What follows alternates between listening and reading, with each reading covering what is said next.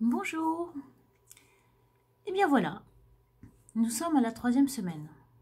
Beaucoup de choses se sont calmées, on est un peu plus apaisé et tout semble finalement assez simple. Avant de continuer, nous allons aborder des petits points sur ces 2 premières semaines. Je pense que à présent vous ressortez, on va poser la question du vide. Vous savez, le fait de ne pas se sentir rempli. Au niveau de l'estomac, tout ça, ça peut gêner, ça peut être surprenant, un peu désagréable. Donc ça, pareil, savoir le gérer tout le temps et continuellement. Toujours se concentrer sur notre objectif, notre motivation. Toujours continuer à parler à son corps et toujours accepter ces petites nouveautés qui vont rester comme ça et qui sont assez surprenantes. Et cette sensation du vide n'est pas forcément là que physique. Il y a le fait que nous dormons moins et ça fait...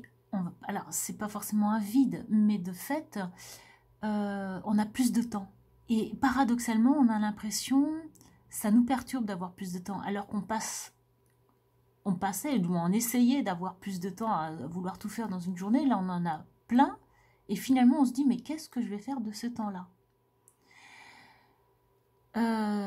Il y a aussi le fait que comme nous n'avons plus des priorités à faire des pauses pour cuisiner ou autre, je parle que pour nous, quand on fait ce cycle alimentaire, ce cycle pranique, donc on n'a plus besoin d'avoir un temps de pause pour... donc ça crée des vides en fin de compte tout autour de nous, vous voyez ce que je veux dire? Et donc ça aussi, eh ben, dans cette 3e semaine, on va essayer de l'apprivoiser. Le but n'est pas de remplir, mais de savoir comment gérer son temps avec intelligence, souplesse et pas se surcharger. Parce que si vous allez dans la surcharge, ça ne va pas aller non plus sur le long terme. Avant, nous faisions des pauses le midi, le soir, et ça nous servait, mine de rien, à faire de vraies pauses, des vraies coupures par rapport à nos activités, que ce soit le travail ou autre. Ça nous faisait du temps. Eh bien, cela, il va falloir le garder aussi pour vous. Prenez ce temps de pause pour vous promener, pour faire un break. Donc moi, vous savez, je n'ai jamais arrêté le travail, le job. Et donc de fait, la cantine, ça n'a jamais été utile pour moi. Mais par contre, je sais que même accompagner des collègues là-bas, bah, c'est plein de bruit, c'est brouhaha, tout ça. Et j'ai ressenti un véritable besoin de temps à moi. Vraiment un temps de pause, on en a besoin. Donc méditer dans certains lieux de travail, trouver une pièce vide, etc., c'est pas évident. Bon, même quand il pleuviote, qu'il pleut, etc., je préfère marcher dehors, prendre ce temps pour moi, continuer à respirer, à marcher, à regarder. Et ça, franchement, ça ressource et ça fait du bien. Donc ça, continuez-le. Donc pour cette petite mini-conclusion de ces 2 dernières semaines, il faudra vraiment faire le point sur comment gérer, entre guillemets, ce vide qui apparaît dans vos vies. C'est ce temps libre, en fin de compte, que vous avez, ou que vous acquérez, quoi. Et ça, c'est bien. C'est bien d'y réfléchir.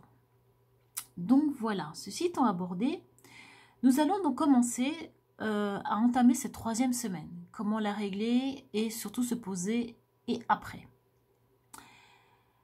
Donc, qu'est-ce que je fais après? Est-ce que je continue ou est-ce que j'arrête? Voilà ce que nous allons développer. Alors tout d'abord, pensez et reprenez votre motivation de départ. Et ça, c'est vraiment important d'avoir une très très bonne motivation de départ afin de vous y accrocher tout le long de ces 3e semaines et surtout après. Sentez votre corps, votre mental, votre âme en cette 3e semaine et écoutez ce qui résonne. Comment vous sentez-vous? on a vu que déjà, le fait d'avoir traversé ces 2 semaines, vous avez appris à mieux vous connaître. Ça aussi, prenez le temps de le méditer, de le comprendre et de le voir. Sachez aujourd'hui, comme on avait dit au départ, que nous allions sur ces 3 cycles, ces 3 semaines de cycle, sans trop savoir l'aboutissement. On y allait jour après jour. Donc maintenant, en pensant à après, puisque vous êtes à la 3e semaine, et donc maintenant tout est assez simple, la plupart d'entre vous, et de toute façon on l'avait fait le point, qu'on continuait la 3e semaine pour toute personne qui avait stabilisé son poids. Cette 3e semaine, pour ceux qui veulent, vous pouvez éventuellement remplacer les jus de fruits qui pourraient être assez acides pour certains par des laits végétaux. Vous pouvez les faire vous-même, hein, c'est très très simple à faire. Par exemple, vous prenez une cuillère à soupe, une cuillère à soupe d'amandes ou de noix ou de noisettes, etc. Vous le broyez dans un blender, vous broyez cela et au fur et à mesure, vous rajoutez de l'eau. Et vous allez donc créer votre lait végétal, tout simplement comme ça. Ça se garde 2 jours maximum au frigo, pas plus. Et pour ça, ne faites pas trop de quantité. Sachant que ce n'est pas pour vous nourrir que vous allez boire cela, juste peut-être pour avoir un petit plaisir gustatif parfois, ou une tranquillité comme une sorte de petite pause agréable pendant cette 3e semaine. Donc le but c'est de continuer à boire beaucoup d'eau pure, et parfois si vous en ressentez le besoin, des laits végétaux que vous aurez fait vous-même, c'est très bien, ça coûte... vous prenez un sachet donc d'amandes non salées, hein, non cuites, vous prenez ça, vous le broyez, alors amandes, noix, noisettes, etc. Ou même un mélange, hein, vous faites un mélange, c'est très très bon, c'est très délicieux. Et vous mettez de l'eau. Je vous déconseille le sel, à la limite si vous voulez faire un peu ressortir le goût, mettez une toute petite pincée de bicarbonate de soude, c'est très très bien, c'est bon aussi pour le corps. Et puis faites-vous plaisir et surtout n'oubliez pas, on reste dans la juste mesure. Donc cette 3e semaine, ça va très très bien se passer. Vous avez stabilisé votre poids, vous avez certainement réduit votre sommeil et donc on en a parlé, vous avez un peu plus de temps. Prenez ce temps justement pour continuer vos méditations, pour continuer vos respirations, pour continuer vos promenades parce que là maintenant vous avez la pêche, vous vous sentez bien. Vous avez plaisir à sortir, profitez-en, sortez, sortez, sortez. Voilà. Donc, cette 3e semaine, vous allez faire le point et vous allez penser à ce que vous allez faire par la suite, après ces 3e semaines. Donc, c'est votre décision, la vôtre, et absolument pas celle des autres. C'est à vous et vous seul de la prendre, et ça, j'insiste. N'oubliez pas que je ferai tout pour vous rendre responsable et je vous pousserai toujours à réfléchir et à penser par vous-même. Donc ce temps de 3e semaine, même si vous reprenez une activité, imaginons que vous avez pris 2 semaines de vacances, vous pouvez très facilement donc continuer cette 3e semaine en reprenant le travail. Mais justement, attention à ne pas profiter des temps de pause que vous avez pour faire un break total. On sort du travail, on sort de l'usine, on sort de l'endroit où on est, on se promène ailleurs, on fait un break. Parce que cela va vous recharger et vous aider à tenir la journée. Ça, c'est important. Donc, je vais maintenant vous dire mes sentiments et mes expériences personnelles afin de vous aider à prendre votre prise de décision. Donc, première réflexion, mes rapports avec les autres.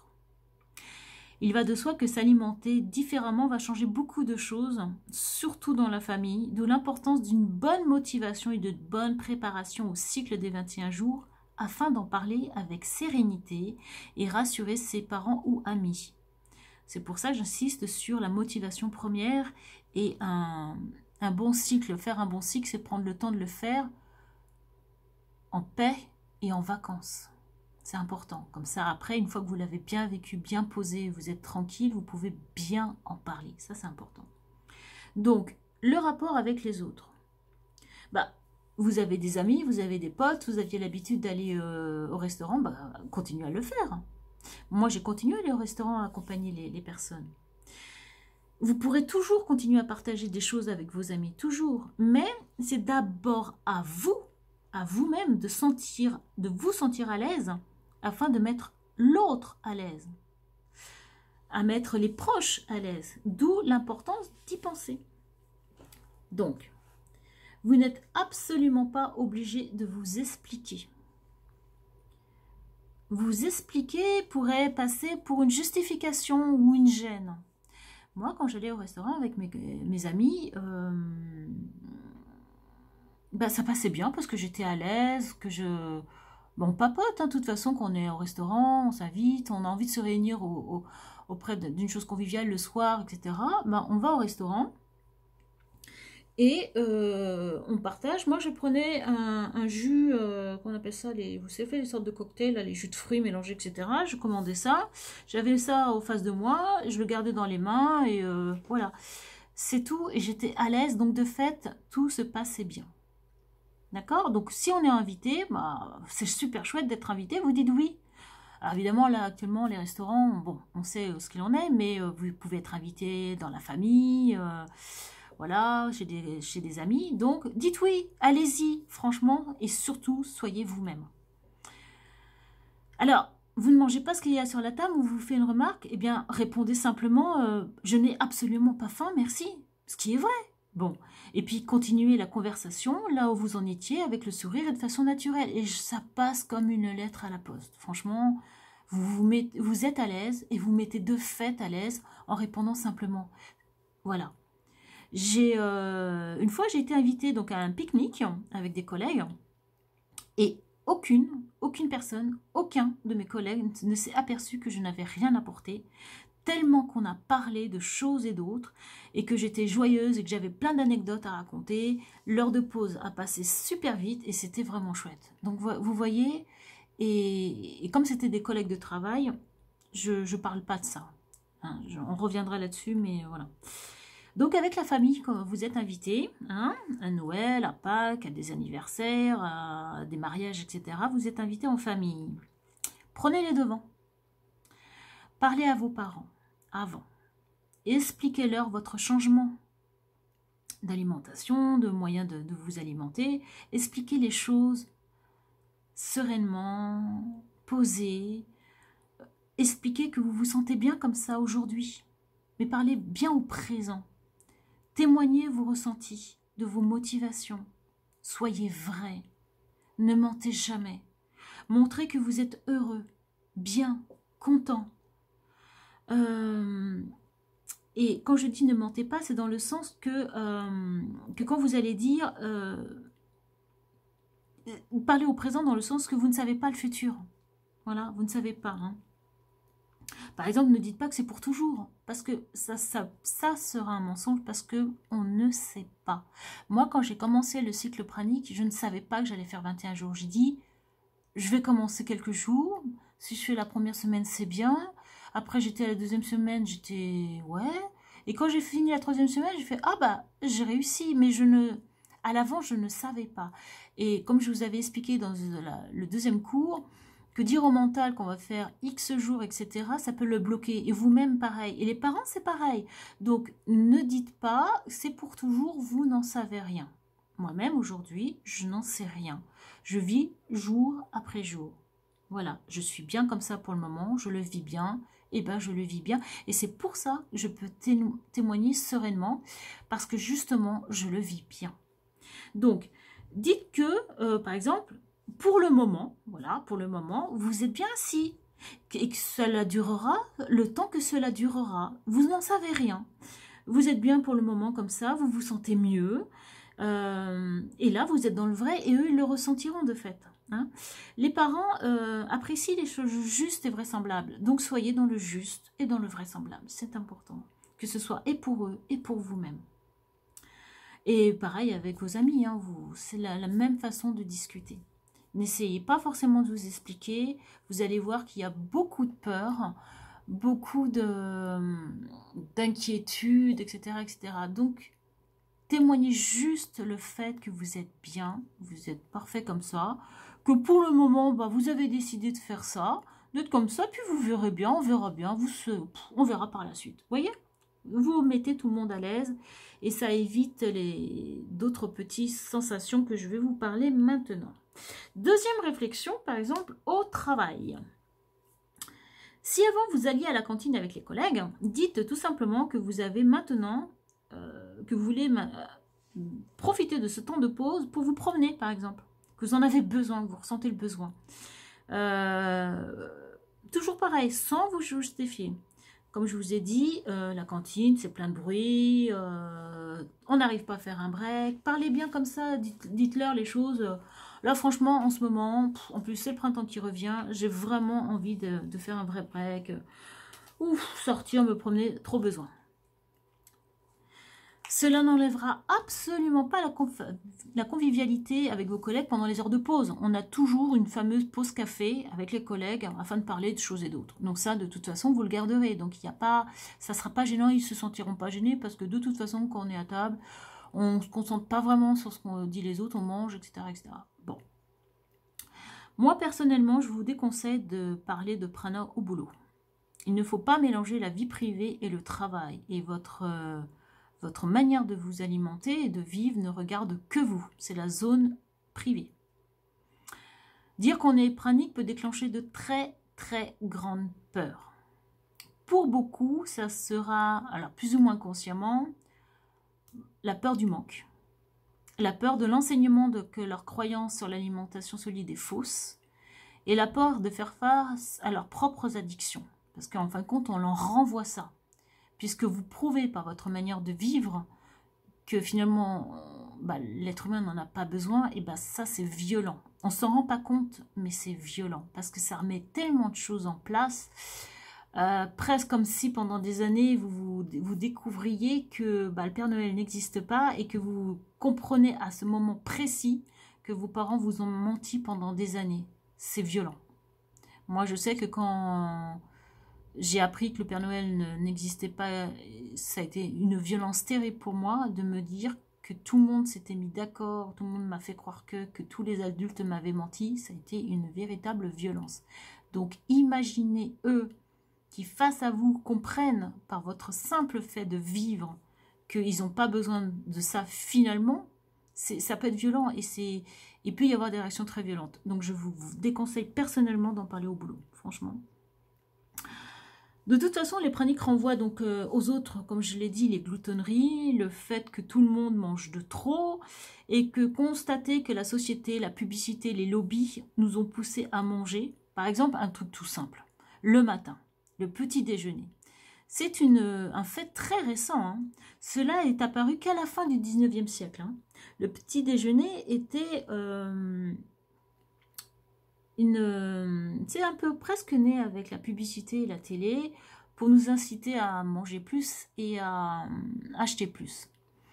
La fameuse phrase « il faut un bon petit déjeuner pour tourner la journée », je peux vous assurer que c'est faux. Renseignez-vous, cherchez les informations,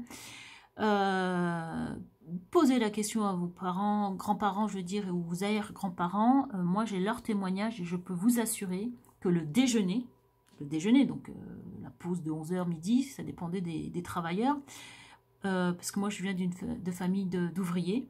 Le déjeuner était la première pause du travail du matin, où l'on boit de l'eau et on mangeait du pain, du fromage et des olives. Et ils ont vécu comme ça, hein, mes arrière-grands-parents. Bon. Renseignez-vous, le petit déjeuner est quelque chose de très récent. Moi, de mon côté, même si on nous a forcé petit à manger par rapport justement aux nouvelles normes, hein, je n'ai jamais aimé prendre de petit déjeuner. J'ai jamais vécu avec des petits déjeuners, d'autant plus facilement qu'une fois avoir quitté la maison, on ne m'embêtait plus avec ce sujet-là. Et voilà, je n'ai fait que 2 repas par jour avant de devenir pranique. Donc... Maintenant qu'on a posé cela, faites vos recherches et vous verrez que nous sommes bien gouvernés par les lobbies. Troisième réflexion. Et après. Si vous souhaitez reprendre l'alimentation solide, Personnellement, je trouverais dommage, avec la motivation que vous avez eue et d'avoir si bien passé ces 3 semaines, que vous refassiez les 3 repas par jour.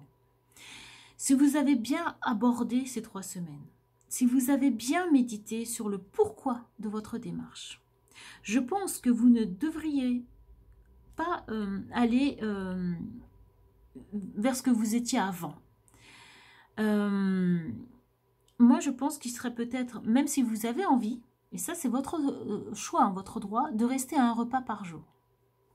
Comme je viens de le dire, nous avions tous tendance précédemment à trop manger, non seulement par coutume, habitude et par les lobbies. Donc réfléchissez bien aussi à cela.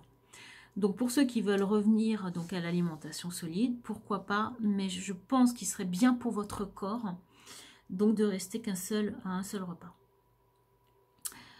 Alors, puisque pendant ces 3 semaines, ces 21 jours, vous avez compris l'impact de l'alimentation sur vos humeurs, vous avez certainement constaté comment vous étiez mené, dirigé par votre inconscient, vos émotions, qui vous poussaient donc à manger solide. J'avais commencé donc ce cours-là par le vide, donc là on est bien dans je comble un vide, une émotion, je la pousse, je la fais taire. L'alimentation vous fait taire, soit une tristesse, soit un désappointement, soit l'ennui. On mange pour plusieurs raisons, mais c'est toujours pour faire taire une émotion forte. Que dirais-je de plus? Donc, normalement, on ne devait s'alimenter que juste pour ce qu'il faut pour vivre, sauf qu'on a abusé. Aujourd'hui, on voit autour de nous que la plupart des publicités actuelles sont des publicités sur la nourriture, sur les sandwichs, sur les pizzas, sur les plats rapides à emporter, la malbouffe, les kebabs, tout ça. Vous verrez plein de pubs comme ça, que ce soit à la télévision ou dans votre boîte aux lettres. Ce sont des produits industriels qui sont riches en sucre et en exhausteur de goût. Alors pourquoi ils mettent du sucre? Parce que le sucre ouvre l'appétit et l'exhausteur de goût transforme l'exhausteur de goût, bon, il porte bien son nom, mais c'est surtout pour satisfaire votre désir d'en vouloir aussi toujours plus. Donc faites attention. Certainement, depuis 2020, suite aux perturbations émotionnelles vécues, peur, incertitude, manipulation, ascenseur émotionnel, restriction, etc. Certains d'entre vous, peut-être, vous êtes retournés vers le sucre. Donc, le sucre est le désir de se sentir heureux, avoir de la douceur. Le sucre repousse les désagréments plus loin. Le sucre symbolise la foi en quelque chose de bien plus beau que ce que nous avons vécu jusqu'à là. Je vous conseille la lecture du livre de la symbolique des aliments de Christiane Berland, qui donc parle de tout, la symbolique de chaque aliment. Pourquoi je suis là aujourd'hui attirée par les frites, pourquoi là je suis attirée par le pain, pourquoi là j'adore l'avoine, pourquoi ceci, pourquoi le chocolat, pourquoi ceci. Ça permet de mieux comprendre dans quel état émotionnel vous vous trouvez, ça peut être une bonne aide. Donc, vous voyez que la plupart du temps, voire toujours, nous sommes gouvernés par nos croyances, nos habitudes, nos émotions, nos faiblesses, qui sont devenues nos addictions. Rester sur le chemin pranique, c'est casser tout cela. C'est comprendre qui nous sommes. C'est reprendre possession de nous-mêmes. Contrôler ce que nous mettons dans nos bouches, c'est nous contrôler. Nous contrôler nous-mêmes. Donc je vous conseille très fortement de rester sur le chemin. C'est un chemin difficile, je sais. Savoir y rester en beauté, c'est surtout savoir rester humble. L'apprentissage de nous-mêmes, l'apprentissage de nos addictions, nous font sortir de nos mensonges et des mensonges de l'éducation et des mensonges de l'endoctrinement. Si vous voulez rester sur le chemin, vous allez devenir vrai. Plus jamais vous ne mentirez. Et donc plus jamais vous ne mentirez à vous-même. Et vous comprendrez l'importance de cela.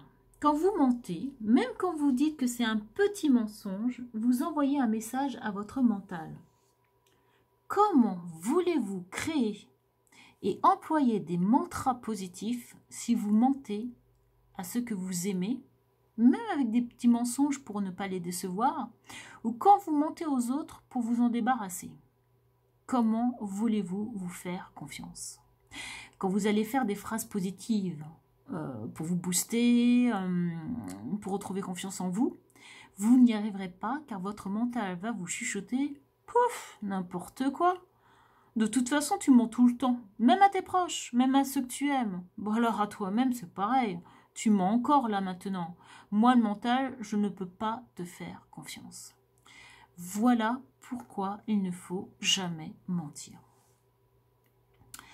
Il faut bannir le mensonge. Quand vous ne mentez plus, pas même aux démarcheurs, démarcheurs téléphoniques, moi parfois quand je vois qu'ils m'énervent, etc., bon, je leur dis franchement, ça m'intéresse pas, etc., mais franchement, je ne mens plus, et quand je vois que j'aurais tendance à vouloir le faire, je préfère raccrocher, au moins comme ça, c'est bien. Donc quand vous ne mentez plus, même pas aux démarcheurs donc, votre mental le sait, et surtout vous aussi. Voilà. Donc vous avez une attitude envers vous beaucoup plus juste, et vous savez que vous pouvez vous faire confiance. Et si vous pouvez vous faire confiance, vous prenez de l'assurance, et vous allez attirer à vous les personnes de même résonance que vous, de même vibration que vous. Et vous pourrez donc, de même, par retour, compter sur eux, et eux compter sur vous, et leur faire confiance, etc., etc. Voilà l'intérêt d'être toujours dans le vrai. Vous voyez l'impact que cela va avoir dans votre vie? Donc, les mantras et la motivation, donc motivation noble, hein, j'insiste, hein, que vous avez eu en début de cycle vont résonner vrai en vous et auront un impact véritable et positif, surtout sur le long terme. Et ça, c'est valable sur tous les plans, sur tout ce que vous voulez faire. Voilà pourquoi, pour moi, le chemin pranique, c'est devenir adulte, c'est devenir vrai. C'est ça, pour moi, le chemin pranique, c'est un chemin vers soi.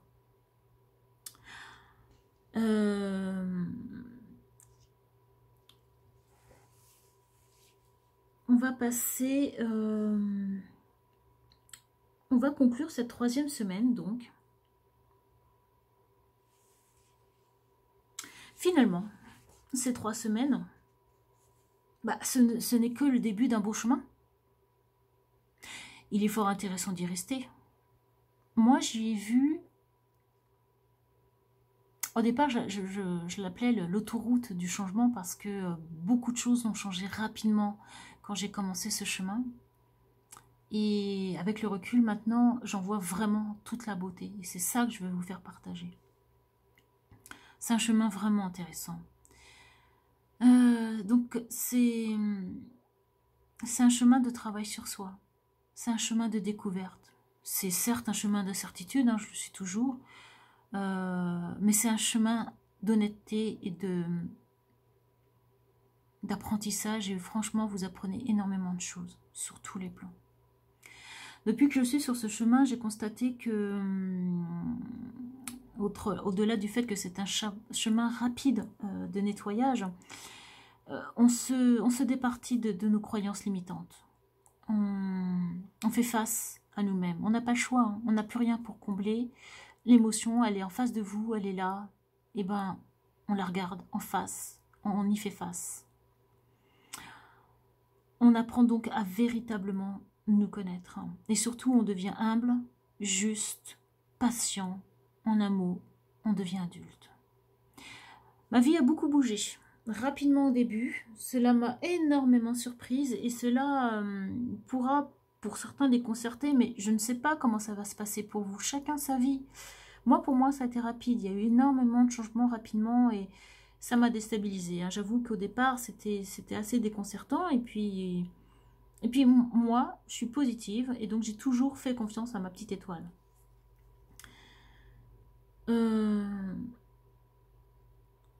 Je peux vous dire, depuis 2012, là on est en 2021, je peux vous dire que je n'ai jamais été aussi heureuse qu'aujourd'hui.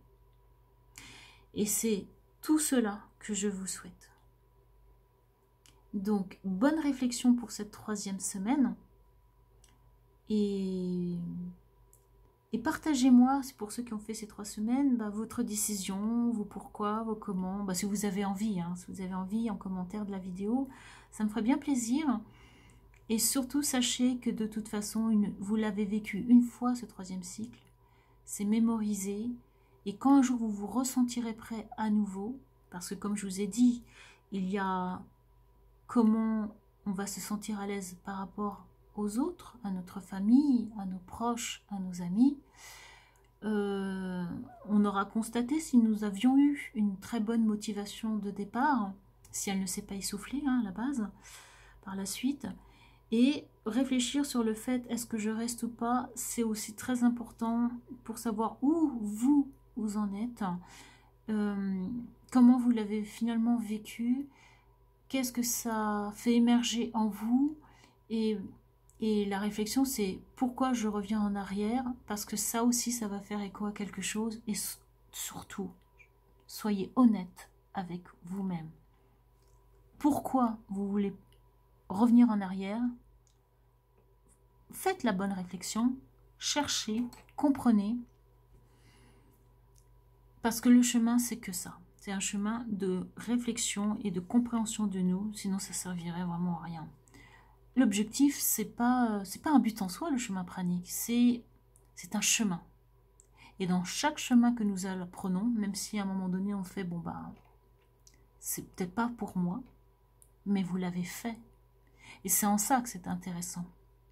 C'est une éducation, c'est une découverte, vous allez mettre des choses à plat, vous allez vivre des choses que personne n'aura vécues, seulement vous. Et donc de fait, ça sera votre expérience et en cela, rien ne pourra vous l'enlever. C'est vraiment personnel. C'est pour ça que moi je ne fais que des témoignages, c'est quelque chose que j'ai vécu. Même si c'est très personnel, je sais par quoi on passe et c'est de ça que je partage. J'ai rencontré aussi d'autres praniques et on passe tous par là. Et c'est ça qui est beau et c'est ça qui est magique. Moi, ma vie aujourd'hui, je suis vraiment heureuse d'avoir fait ce chemin. Je reste dans ce chemin parce que je m'y sens bien, je me sens en paix, je me sens bien. Voilà. Et voilà, je vous souhaite vraiment de vivre ça. Je vous souhaite de vivre une bonne découverte pour ceux qui vont essayer cette année. Et puis pour ceux qui veulent rester, n'hésitez pas à me contacter, à en parler, à trouver peut-être d'autres motivations, d'autres forces. Mais moi, par mon témoignage, je peux vous assurer que je suis heureuse d'avoir connu ce processus, de l'avoir fait, de l'avoir vécu et d'y être restée. À bientôt.